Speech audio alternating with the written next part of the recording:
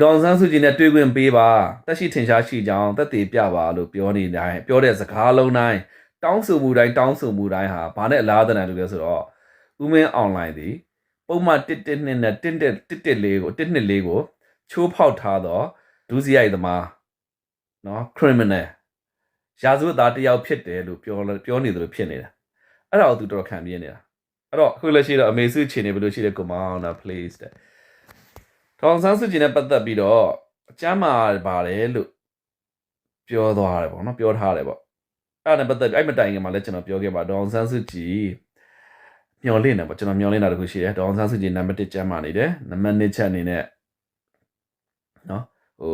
နေကျေကျုပ်တော်၎င်းပေါ့လက်ရှိအခြေအနေထက်ပိုကောင်းသောနေရာတခုရောက်နေမယ်လို့ကျွန်တော်သုံးသပ်ခဲ့တယ်ကျွန်တော်သုံးသပ်ပြီးနောက်တစ်ရက်မှာပဲသတင်းပေါ်လာတယ်အာဆီယံအစည်းအဝေးထိုင်းပါလေထိုင်းမှာဆွေးနွေးတဲ့အခါမှာမြန်မာနိုင်ငံသားရေးဝန်ကြီးကပြောတယ်ဒေါန်ဆန်းစုကြည်ကိုနေအိမ်မှာမြန်မာတယောက်လိုအမတယောက်လိုစောင့်ရှောက်ထားပါတယ်လို့ပြောတဲ့စကားလေးပေါ်လာတယ်ပေါ့နော်ပေါ်လာတဲ့အခါမှာအဲ့တော့ဒေါန်ဆန်းစုကြည်ကိုနိုင်ငံတကာတန်တမန်တွေနဲ့ပေးမတွေ့ဘူးဆိုတာကကျွန်တော်ဒီဗီဒီယိုဖိုင်လေးမှာတခြားရေးထားပြောထားပါတယ်ပေးတွေးလိုက်တာနဲ့ဘာဖြစ်သွားမလဲဆိုတဲ့ခါကျတော့အခုလိုပေးတောင်းဆိုနေတာကဦးမင်းအွန်လိုင်းကိုစော်ကားနေတာဗျဟုတ်လားဒေါန်ဆန်းစုကြည်နဲ့တွေ့ခွင့်ပေးပါအသက်ရှိကြောင်းပေါ့နော်တွေ့ခွင့်တက်ရှိထင်ရှားရှိကြောင်းတက်တည်ပြပါလို့ပြောနေတိုင်းပြောတဲ့စကားလုံးတိုင်းတောင်းဆိုမှုတိုင်းဟာဘာနဲ့အလားတန်တူလဲဆိုတော့ဦးမင်းအွန်လိုင်းသည်ပုံမှန်112နဲ့114ကို124ကိုချိုးဖောက်ထားတော့ဘယ်လိုခေါ်မလဲဆိုတော့ဒုစရိုက်သမားနော် criminal ရာဇဝတ်သားတစ်ယောက်ဖြစ်တယ်လို့ပြောနေတယ်လို့ဖြစ်နေတာ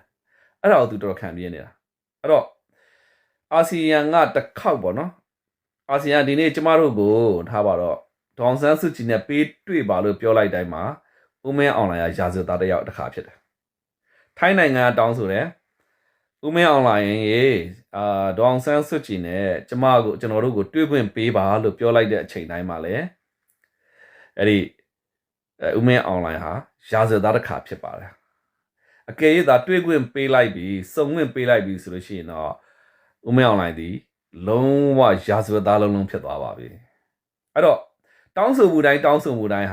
ရှင်းတယ်လေအကယ်၍သာသူ့နိုင်ငံမှာသူ့ဥပဒေမှန်ကန်လို့ပေါ့နော်ဒေါန်ဆန်းစုကြည်ကအချုပ်ထောင်ထဲရောက်ချင်းဘယ်နိုင်ငံမှတောင်းတွေ့ပိုင်ခွင့်မရှိဘူးတောင်းတွေ့ပြီဆိုတော့ဒေါန်ဆန်းစုကြည်ကအပြစ်မလုပ်ထားဘူးဆိုပြီးနိုင်ငံတကာထောက်ခံနေတဲ့ပုံစံမျိုးဖြစ်နေတာလေအဲ့တော့